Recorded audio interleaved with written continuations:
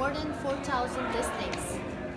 So how US-based real estate websites work? So we have an MLS. I know you guys don't have an MLS, right? So let's say Southern California. Southern California, every state has their own MLS, right? Southern California's MLS is this either first or second largest MLS in the entire nation. So every time we get a public website that we buy, like we use Boomtown, right? They have what's called an IDX feed from the MLS, just like Zillow, Redfin, Trulia. They pull the listings and they put it on our website. So all listings in Southern California are on every agent website. It's a common thing. And then what happens is that agents can, through your marketing, you can push them to your website rather than Zillow. They register, you call, and then go from there. So you get buyers from those listings. Oh yeah. Oh yeah. That's the kind of marketing. Yeah, I wish you guys had. Do you have any technology at all that has listings? Is it a book? Where are your listings? How do people know that you have listings? We have websites. Oh, you have websites. Oh, okay. Because in 1997, Southern California used to be a book. MLS used to be like this. That was 97. We have websites. Okay, thank God. Okay, cool. Some countries I heard don't. Yes, That's we why. have several websites. So is your question on how you can get more clients that way? Morely, it's how you Okay. generate. So I'm big on social media. So social media is you can all have a business page, right? I think the consumer, whether US or Turkey or it doesn't matter, they want to see content. So what I do is we blog 3 times a week. So I have somebody that I used to blog, but then my fingers got tired. So I hired somebody who does blogs for me. He does a 300-word blog 3 times a week. Okay? We give him the bullet points, he writes it. It costs me $40 a month, $50 a month. Cheap, right? Then we do a video blog, bless you, video blog every single Friday. So every Friday, we post what's called Fridays with Fred. Okay? So I do a 2-minute video on why to do a home inspection when you buy a home. Wow. Is it a good time to buy? What should first-time buyers look out for? I mean, you name it. I've been doing Fridays with Fred every single Friday for 4.5 consecutive years. So we post 52 videos a year.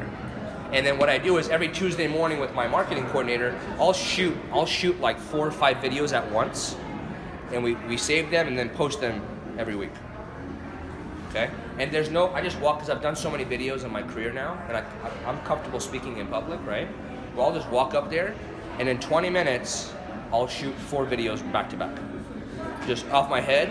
And I usually use a client's experience or a question or a deal issue I had last week with an agent, and I use that, create a topic, and I shoot the video. Brett, can you, if it's not too private, can you give some details of the compensations of your team? Absolutely. Some I can talk about, some I'm not allowed to, right? Because if they want their privacy. But the biggest thing with administration and sales. Sales I can talk about, it's easy. Administration, some is private.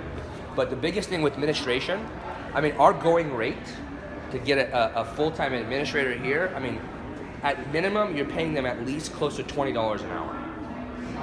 Yeah? So it depends on what they do. So to us, that's 80 miles away, you can find somebody $10 an hour. Our market is just, the cost of living here is a little bit higher, right? So my 2 administration staff that I have, Sean and Suhaila, they get their base salaries, right? But what MREA says is you want to be able to take care of your employees, because they're my employees, not my agents. You want to take care of them. So you have different ways where you can give them benefits, health benefits, whatever. Both are great people. Both have husbands and wives that already have great benefits, so they can care less. So what I did, I think it's page 109 or page 209 of the MREA, talks about a profit share model. I'm not talking about Keller Williams profit share. I'm talking about an internal team profit share. So we do a profit and loss statement every single month, okay? So let's say, for example, we brought in $80,000 in commissions, right? It cost me $35,000 a month to run my business, which it does, okay? So 80 minus 35 is $45,000 is left over in net profit. That's the total business net profit. I share a percentage of that net profit every month with Sean and Suhaila. It's the Keller Williams model. It's confusing, but if you read it, how you do it, but they literally get a percentage of the profit. If we don't make any money that month, They don't get anything. I love it because we started doing that April of last year. So this is the 10th or 11th month we've done it. It's amazing to see how they're no longer employees. They're like owners. We're gonna cut that expense, we're gonna keep that. Every month we meet for 30 to 45 minutes, review the previous month. How do we do? How can we get better? What do we gotta cut? What do we gotta put into place?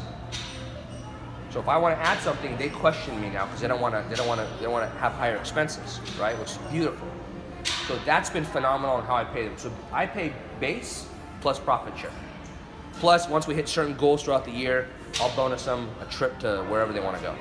We have our internal fun stuff that we do. Agents, I have 2 compensation plans. It's very easy.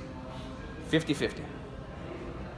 The only, if the agent gets a lead or an appointment themselves from online, anywhere, it's 50-50.